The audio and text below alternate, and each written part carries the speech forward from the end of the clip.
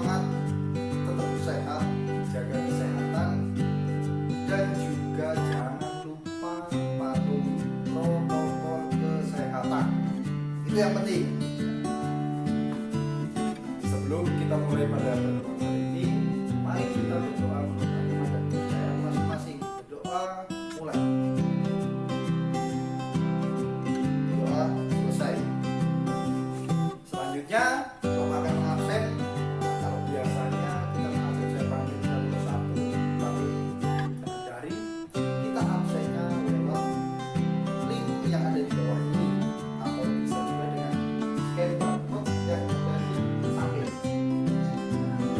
Nanti akan secara otomatis link ke Bapak.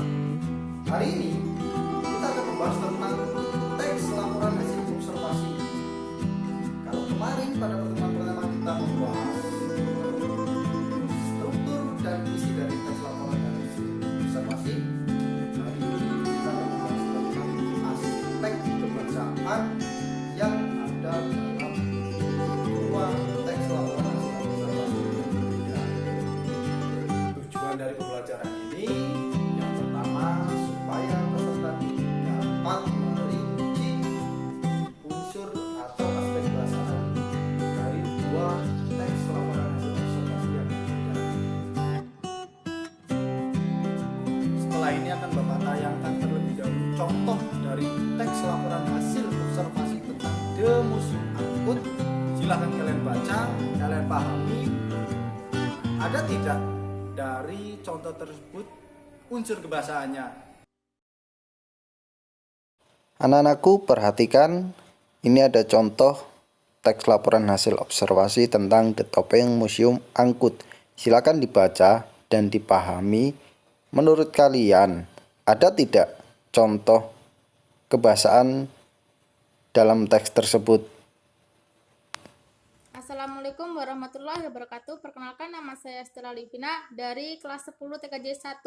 Dari contoh teks yang saya baca tadi tentang di Topeng Museum Angkut, dalam paragraf pertama, kalimat terakhir pada kata kayu, batu, logam, kain, dan keramik itu termasuk kata benda, Pak. Perkenalkan, nama saya Jelita Trioktaviani dari kelas 10 TKJ 1. Dari contoh teks yang saya baca tadi tentang di Topeng Museum Angkut, dalam paragraf pertama ada kata dengan dan karena.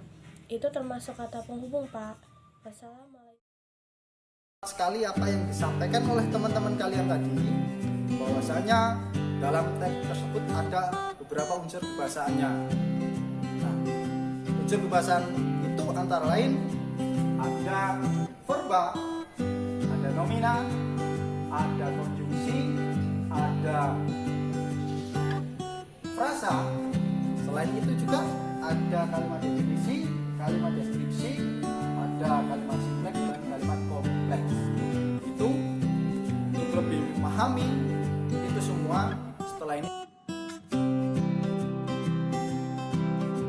Unsur kebahasaan teks laporan hasil observasi.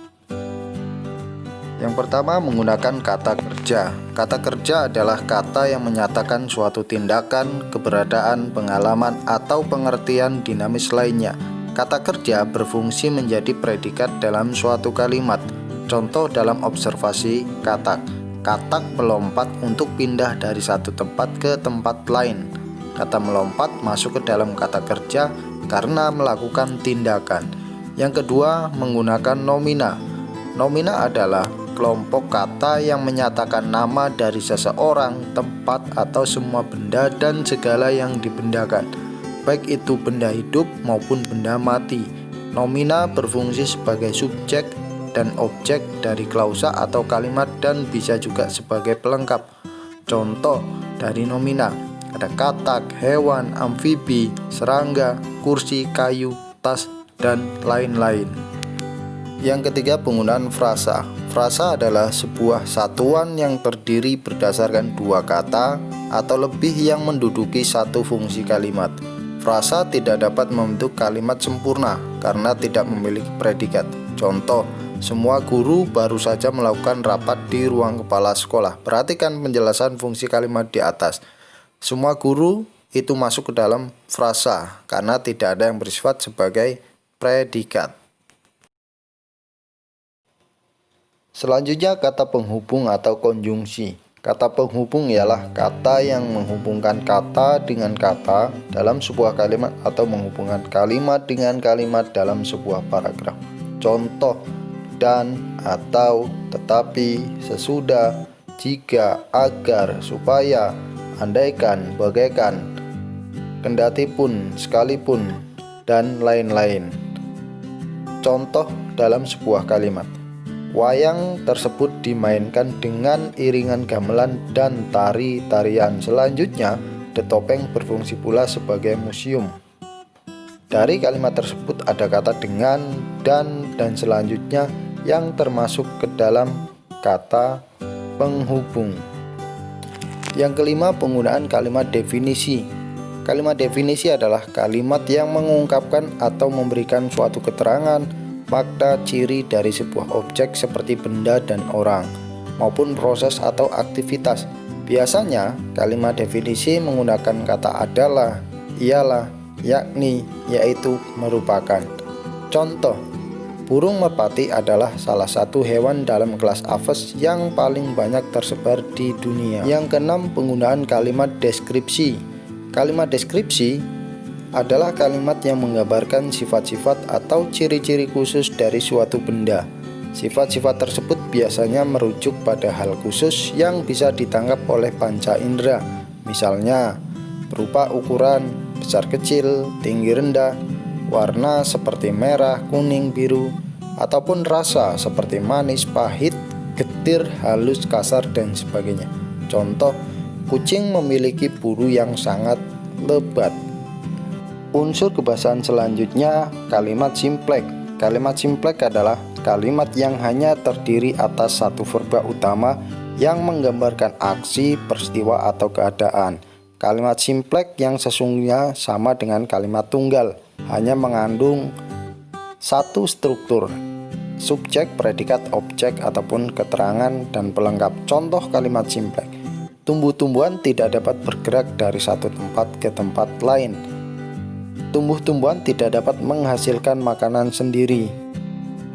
Yang terakhir ada penggunaan kalimat kompleks. Kalimat kompleks adalah kalimat yang terdiri atas lebih dari satu aksi, peristiwa, ataupun keadaan sehingga mempunyai lebih dari satu verba utama dalam lebih dari satu struktur. Contoh kalimat: benda di dunia dapat dikelompokkan atas persamaan dan perbedaannya. Yang kedua, semua benda di dunia ini dapat diklasifikasikan menjadi dua kelompok, yaitu benda hidup dan benda mati. Nah, itu tadi penjelasan berkaitan dengan unsur kebahasaan. Jika ada yang belum paham boleh ditanyakan lewat WA. Selanjutnya di depan kalian itu ada contoh dua teks laporan hasil observasi. Silakan klik linknya, kalian baca, kalian pahami. Setelah itu kalian analisis unsur kebahasaannya dan kerjakan di menu tugas Google Classroom. Di situ ada tabel, silakan dikerjakan. Kalau sudah selesai silakan kumpulkan di menu tugas tersebut. Temuan kedua dalam daring hari ini dapat kita simpulkan bahwasanya unsur kebahasaan yang ada dalam teks laporan hasil observasi itu ada 8. Ada kata kerja, ada nomina atau kata benda, ada konjungsi kata penghubung, ada frasa, ada kalimat definisi, kalimat deskripsi, kalimat simplek, dan kalimat kompleks. Kita harapkan semuanya sudah paham. Nah, untuk pertemuan selanjutnya kita akan mencoba menyusun atau membuat sebuah teks laporan hasil observasi. Pesan Bapak, tetap semangat, jaga kesehatan. Kalau mau pergi-pergi, jangan lupa jaga jarak, tetap pakai masker sesuai protokol kesehatan. Paham? Sebelum kita mengakhiri pelajaran daring hari ini, mari kita berdoa. Doa mulai. Berdoa selesai. Tetap semangat. Assalamualaikum warahmatullahi wabarakatuh.